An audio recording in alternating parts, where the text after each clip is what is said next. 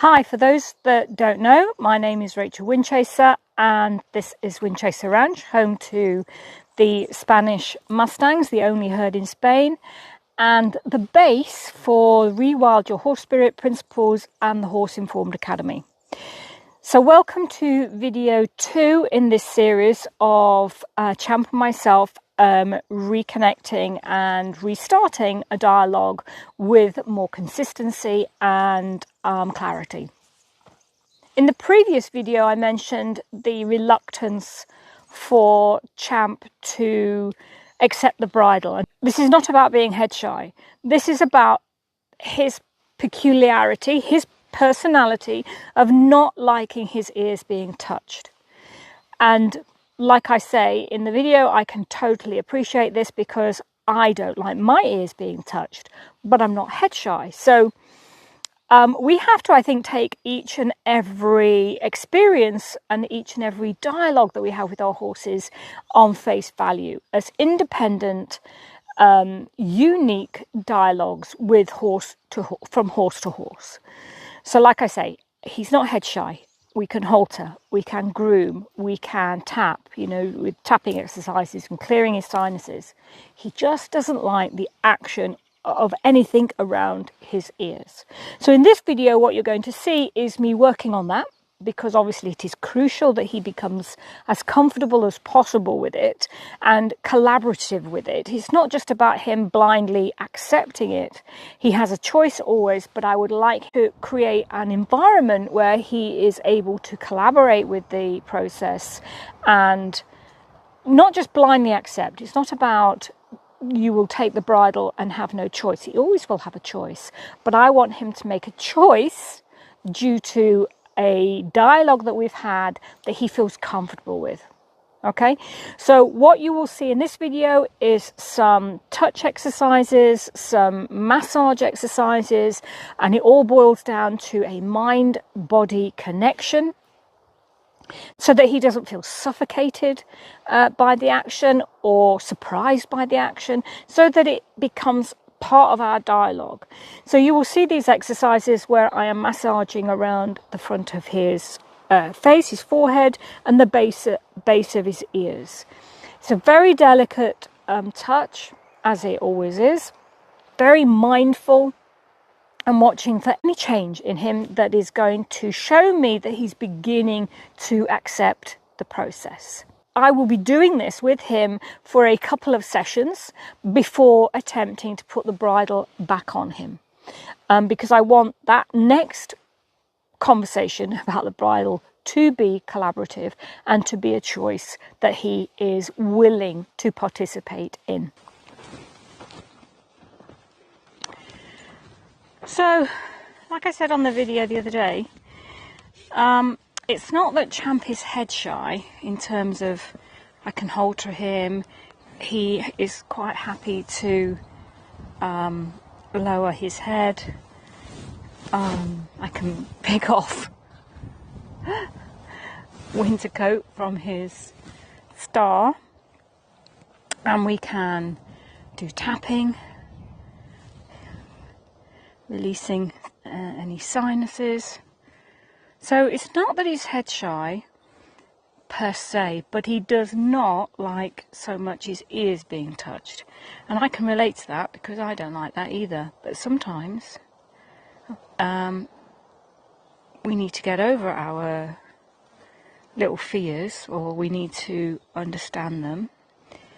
And look, you see that? I just was playing with that little piece of hair and he automatically moved his head. So what we're going to do here today is some massage techniques, some mind-body techniques. First of all, we're going to get rid of that. It's just a soft brush. I'm going to use my hands. So I'm going to start around here, around this sort of temple area, and I am with both hands doing exactly the same thing. I'm either doing it at the same time, or in this case I'm just altering it. Left, right, left, right. Quite rhythmic, and then I'm joining the two together. And then I'm going to take my hand, and my thumbs are now stationary on the forehead. I'm just rubbing around his ears. I'm going to allow any avoidance, any necessary seeking of space for processing. It's really important that this is at his pace, so he understands that I'm listening.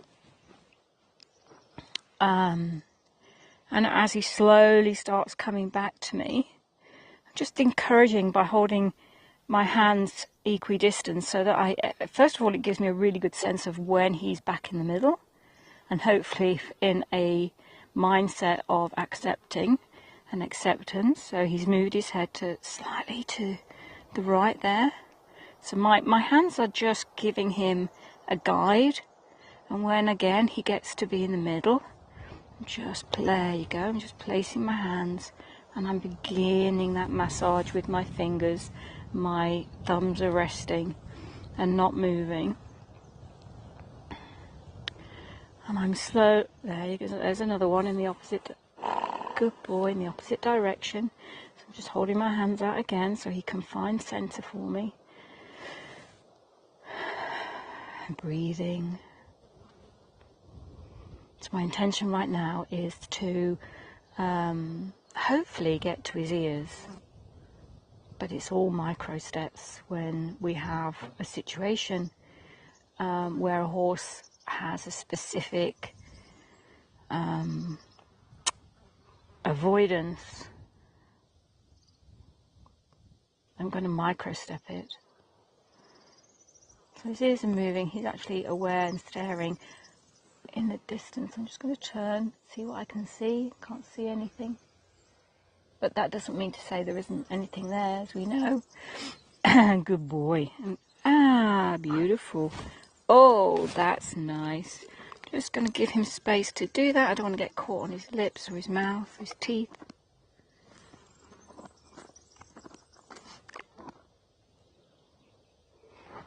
I'm going to get my weight back in balance, soften my knees. My hands are still giving him a guide there. Now he's in the middle. I'm going to come back to what we were doing.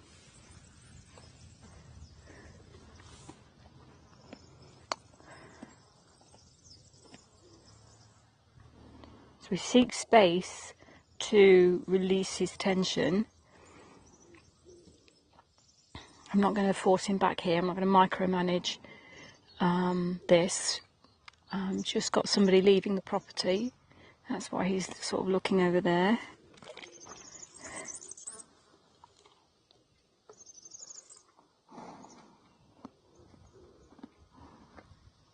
So I'm rocking back just to give him some space, but when I rock back forward and get my feet back so I'm in line, my core is engaged and I am balanced, so I can give him a sense of balance.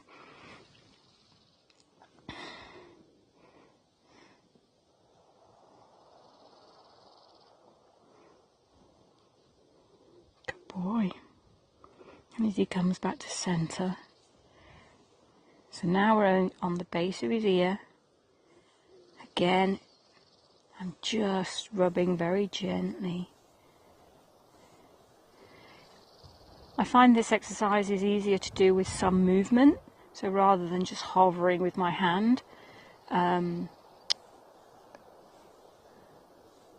because I think that can be quite intimidating sometimes if you are not clear about what you're doing.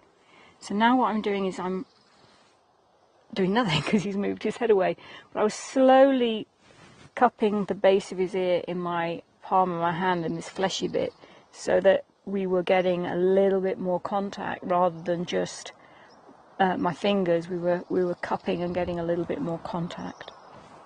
Oh, hello. Good boy.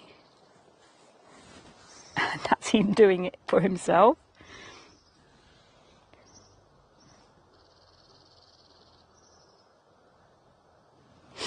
I'm just going to open my arms a little bit so that he has a little bit more space to sort of come into this neutral space in between us.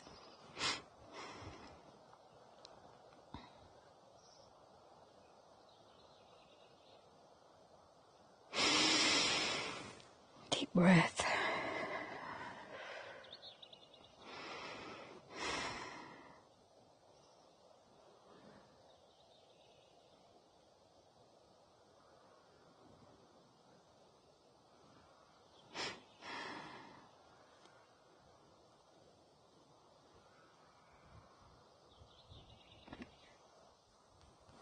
Couple of flies about. I'm going to start again. So my hands are open, I'm just rubbing the base of his ear, and then when I do this movement, I'm just catching with my whole hand. Beautiful.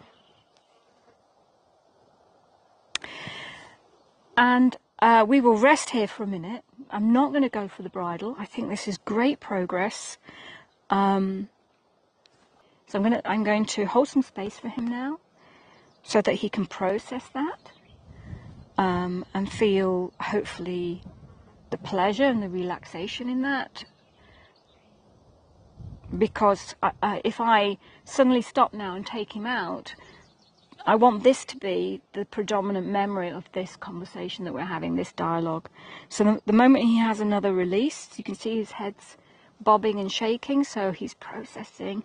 And the moment he comes out of that processing and either gives a release or becomes more aware of his environment, then we will go for a short forage walk before going back to the boys.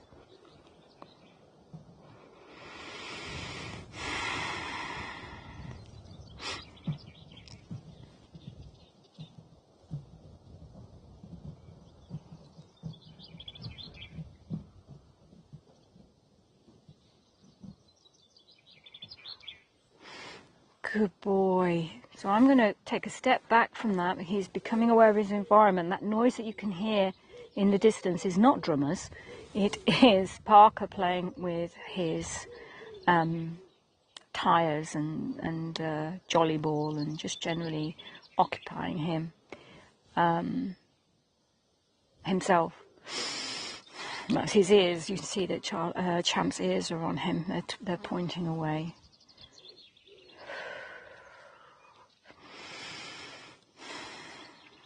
I'm just going to rest this out.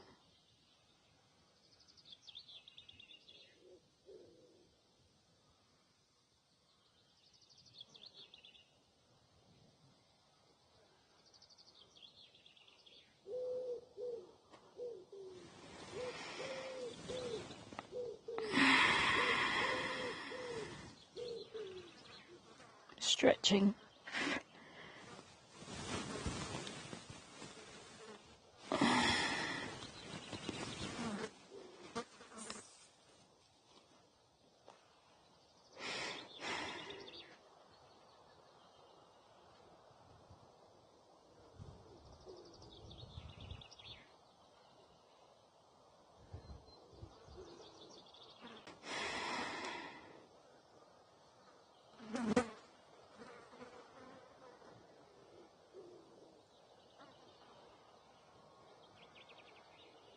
He's working his nose a lot. He's flaring his nostrils, and they're moving about. They're asymmetric at the moment. There's a lot of processing going on in there. I'm hoping that he's processing that was a beautiful moment. We'll see tomorrow when we come back and play.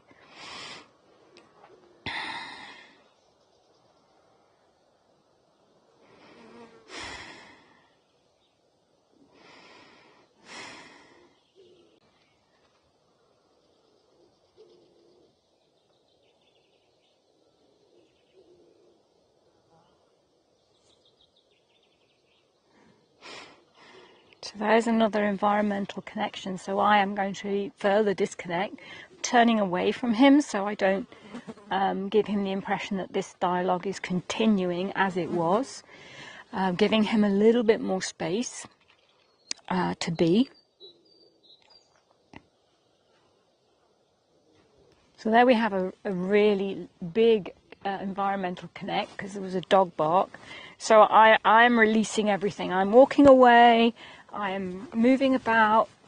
He's moving. I would quite like you not to tread on that rope. Well done.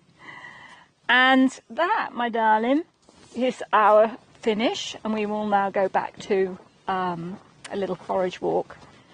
Now I've left a brush there. I've left a step there. I've got my water. I'm not bothered about all of that. All those things will get picked up once once we've finished our forage walk and back. Hello. Good boy.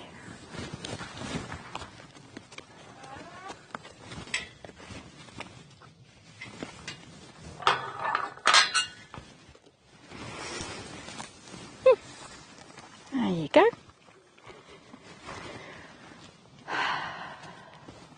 So I hope you enjoyed that video and that you understood the dialogue that I was having with him, because that is important to me. And I would love to hear any of your comments or questions. You can just add them below and I'll be happy to answer and to engage with you on this subject, because I think it's really, really important. I will now do this with him for a few times until we get a really nice baseline before approaching him again with the bridle. And I think, knowing Champ and knowing his reluctance around his ears, I will be introducing this conversation to him periodically through the whole process. So you will see that happening. So the whole mind, body and touch is hugely important to any dialogue that we have with our horses, and it is one of the inspirations behind the Power of Touch course, which I invite you to take a look at if this is something that is interesting to you, and the link for that will be added below. So take care, and I look forward to seeing you in the next video. Bye for now.